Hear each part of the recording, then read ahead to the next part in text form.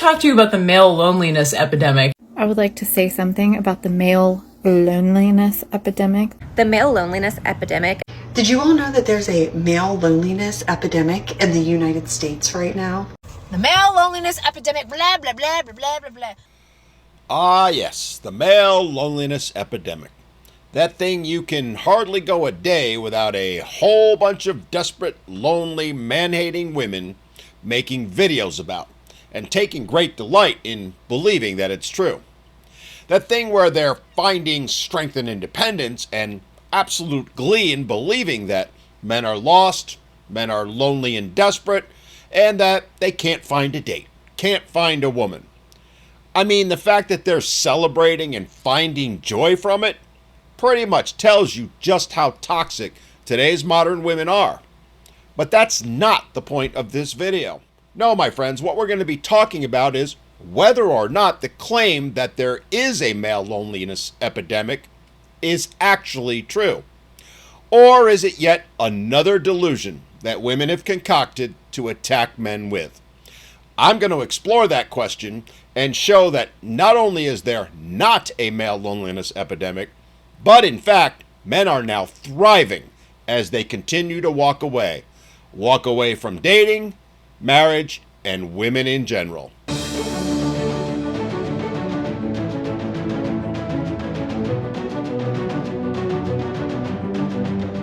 Hi, my name is Dan, and you're watching Men Need to Be Heard, the channel where we speak out on the issues that men and boys face, and where we serve as their voice in telling it like it really is. And as I said in this video, we're going to dig into the latest narrative making the rounds on social media, that so-called male loneliness epidemic.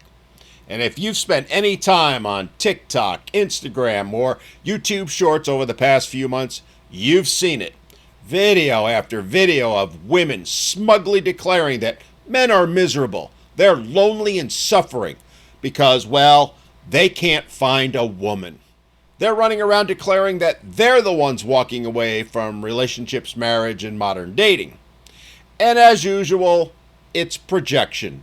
Projection masquerading as concern. And it's not just a couple of creators doing it, it's a viral narrative.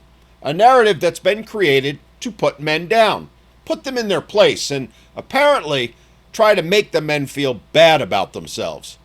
And what's so revealing isn't just how often they're repeating it, it's, as I said earlier, how much joy they seem to be taking in the idea that men are suffering.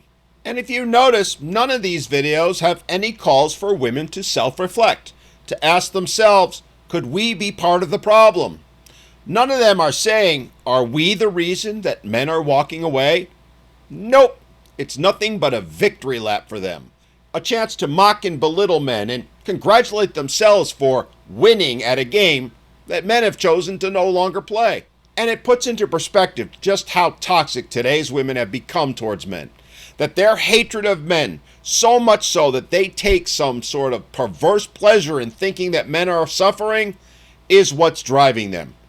And yet, if you actually listen to men, if you go into the comment sections on videos like this, or say, literally every video I've ever done on this topic, you'll find tens of thousands of men saying the exact same thing. We're not lonely, we're free.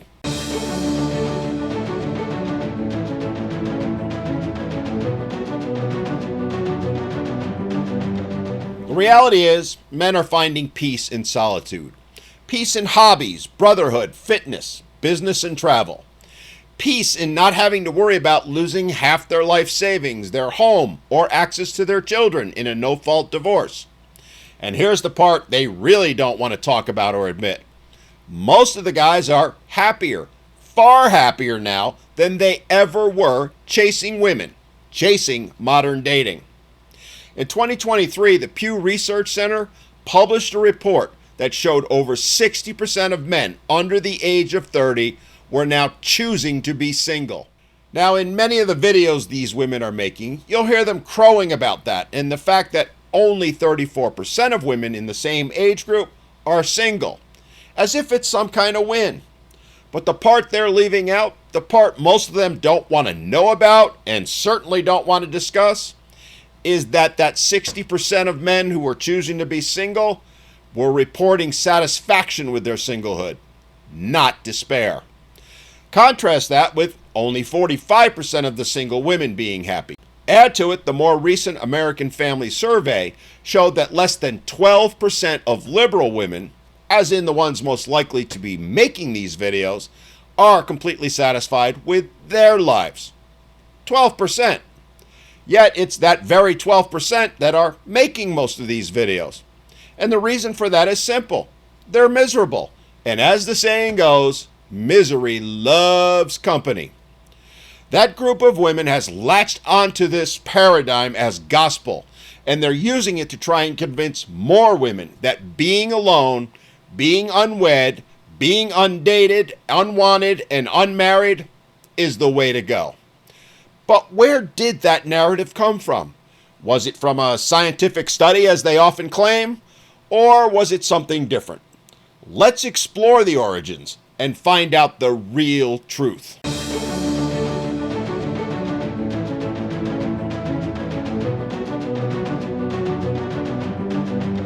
So where did this supposed male loneliness epidemic narrative come from? Is there any actual data to support it? As we're about to find out, the answer is no. No, there isn't. The whole thing traces back to a 2022 article in Psychology Today titled "The Rise of Lonely Single Men" by Greg Matos. In it, Matos claimed that men are becoming increasingly isolated in modern dating markets due to the rise in relationship standards from women. He cited vague trends from dating apps and mental health data, but the article was entirely speculative, not based on any peer-reviewed science or study. It wasn't based on anything more than Mr. Matos's opinion. An opinion of someone who, by the way, while he doesn't overtly admit to being a feminist, shows consistently in his writings the typical white knight male feminist ideals and tendencies that so many of his ilk tend to espouse. And despite the lack of facts, and I'd argue because of Mr. Matos's feminist tendencies, within days, feminist media outlets from The Guardian to Vice to BuzzFeed latched onto it like it was gospel. They declared that it was based on peer-reviewed science, when in fact it wasn't based on any science at all. It was based on assumptions. Assumptions that Mr. Matos made up based on some data he got off of dating apps. That's not scientific, that's rubbish. And yet women in the media have taken to it like dogs on a bone. Articles popped up everywhere warning of this dire crisis for men. And the talking points then flooded TikTok and Instagram, and continue to this day. But here's the problem. None of these articles presented comprehensive, peer-reviewed research confirming there actually was a male loneliness epidemic. It's pure conjecture built on cherry-picked data points that were designed to create a narrative, and one they knew women would just lap right up. One they knew that, while not based on facts, was sure to get lots of women clicking, reading, commenting, and liking. They decided that feels, women's feels, were more important than facts, and the best way to get those feels was to come up with a way to explain why men were walking away from dating and marriage, and do so in a way that allowed women to cope, and at the same time, absolve those very same women from any responsibility in the whole thing. But, as we all know, feels aren't facts. So let's look at what the data actually says.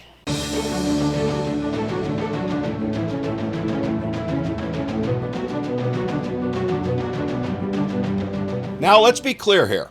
Are there men who feel lonely? Sure there are. Just like there are lonely women. To say otherwise would be foolish. Loneliness affects people across all demographics. According to the U.S. Surgeon General's Advisory on Loneliness and Social Isolation, a report from May of 2023, men and women both experienced loneliness at comparable rates, with different social factors influencing each group. Or to put it another way, things were about equal. The data actually shows there isn't an apocalyptic male crisis. And crucially, the report didn't blame dating or walking away from marriage. What it cited was reduced community engagement, technology overuse, and pandemic after effects as the primary causes. Funny how that study or its findings never get mentioned by the women making those videos, and certainly weren't cited by Mr. Matos.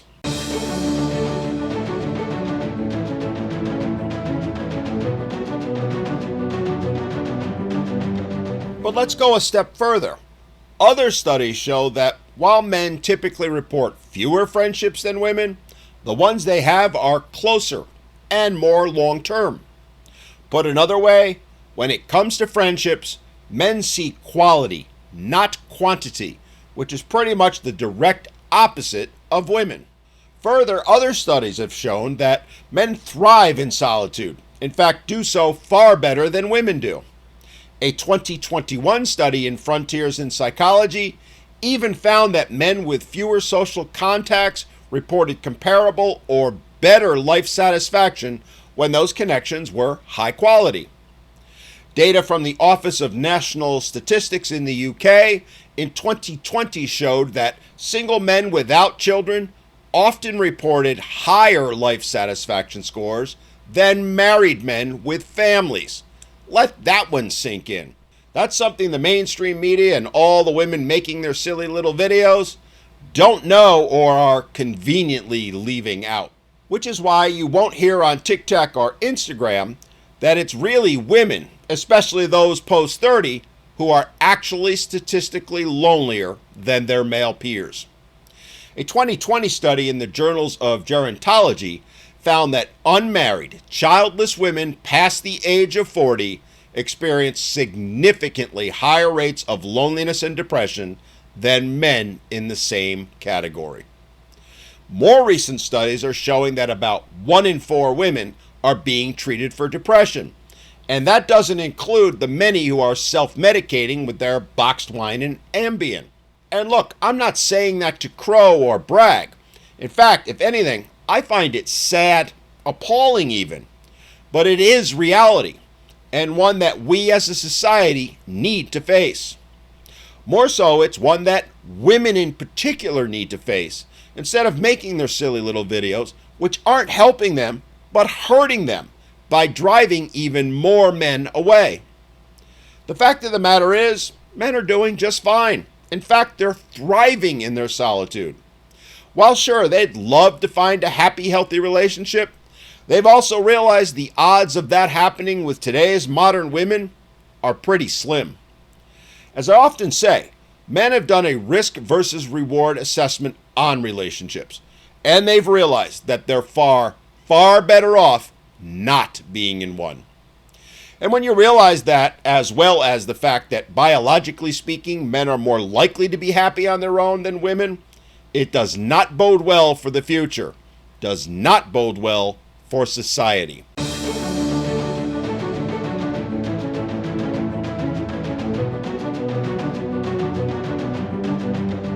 The fact is, generally speaking, men are biologically and socially wired to find peace in solitude, while women, as social creatures, derive most of their emotional well-being from community and family.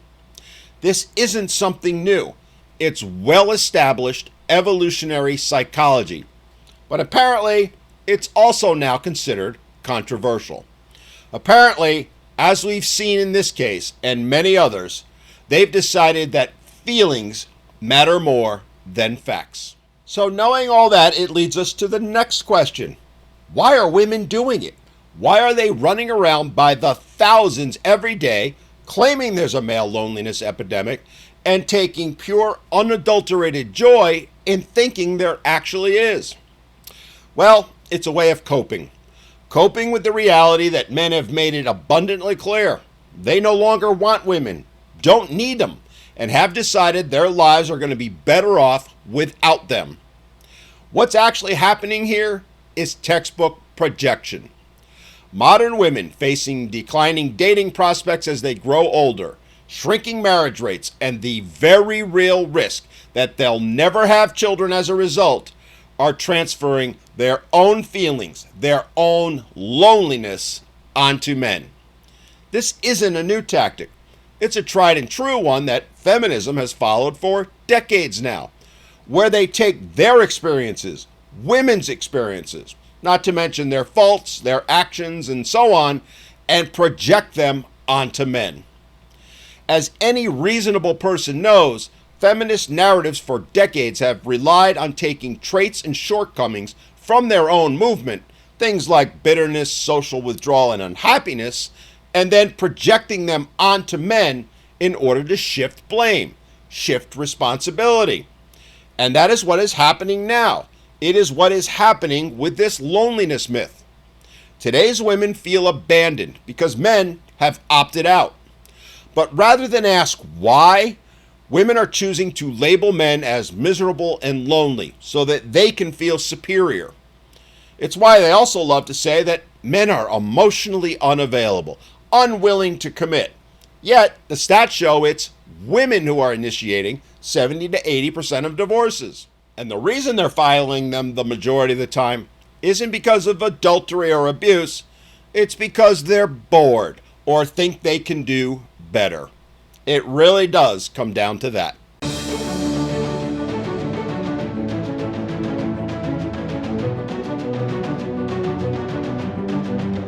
So where does this take us? Well, here's the kicker. As I mentioned earlier, while women seem to think that bragging and taking joy over the possibility that there's a male loneliness epidemic, that this is somehow a good thing and that it proves they're boss bitches, it's anything but. What it really is something that fits their feels. It lets them believe that they don't need a man, but that men desperately need them. Which isn't reality. It's pure fantasy. Fantasy even Disney would admire. And what it's actually doing is ensuring their own demise. Every smug video mocking men for allegedly being alone is only serving to push more men out of the dating market. Every condescending TikTok or Instagram video saying, "Good luck, boys, you're gonna die alone," just makes another man realize he's better off not dealing with that toxicity. And that's why multiple studies have found that more and more men are choosing to stay single. And an ever-increasing portion of them are going to choose to remain that way for life. Not because they're desperate and can't find someone, but because they've seen what modern dating has become, seen how toxic today's modern women are, and they want no part of it. Men have done the analysis, done the research. They've seen just how toxic women have become and said, nope, we're done. We're walking away.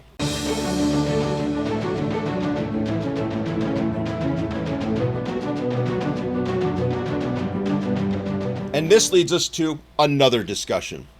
Sadly, this is beyond being laughably hypocritical. This narrative is actually dangerous. It feeds into a culture of male shaming and guilt tripping, one that has become the norm over the past few decades, which in the end has taught men to seek peace and fulfillment on their own, and do so without women. And as I've said earlier, that doesn't benefit women, certainly doesn't benefit society, and honestly, really doesn't benefit men, at least not in the long run. But for the men, it is the prudent decision to make. It is the smart way to go. Men are done dealing with that toxicity that's directed at them all day, every day.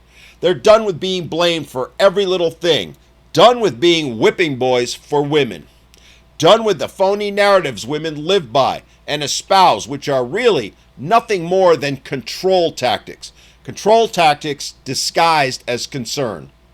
When you frame male independence as a crisis, when you claim that men are having issues and that them having them makes them unmanly and something they should be ridiculed for, when you claim that men who speak out about their issues are only doing so because they're red-pilled and hate women, when you seek to silence men or any talk about their struggles, What you are really saying is, you don't care about men. Don't see them as worthy. Don't even see them as human beings. What you're really doing is invalidating their concerns, the concerns and well-being of millions of men. Men who, as a result, have now chosen to walk away from that mindset and go live life on their own terms.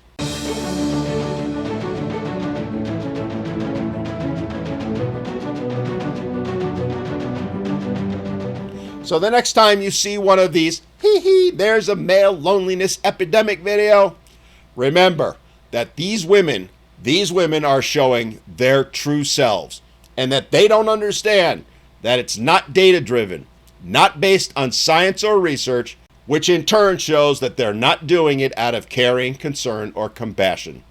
It's projection, nothing more than that. Projection that is being weaponized by women and feminism to mask their own failures and avoid having to take responsibility. And while they love to say their claims are backed by science, as we've shown, they're anything but. As I've pointed out many times, I hear from tens of thousands of men who've walked away every single week. Men who found peace and happiness in their solitude. Men who have said, we aren't lonely, we're liberated. And while you may want to argue that isn't scientific, the fact is when you see a pattern like that repeated time and time again, when you see men by the hundreds of thousands saying it over and over again, it's no longer anecdotal, it's a pattern that should be acknowledged rather than dismissed. And yet, that's exactly what women are doing, dismissing it. Dismissing it by claiming there's a male loneliness epidemic when the reality is anything but. All right, so what do you think? Is there a male loneliness epidemic? Do you think it's helping women for them to claim there is one? Let me know down in the comments. And if you've enjoyed this video and learned something from it, please take a moment to like and share it. And don't forget to subscribe to the channel and hit that notification bell so you won't miss out on future videos where we talk about the issues that men and boys face. Till then, this is Dan. Have an awesome day.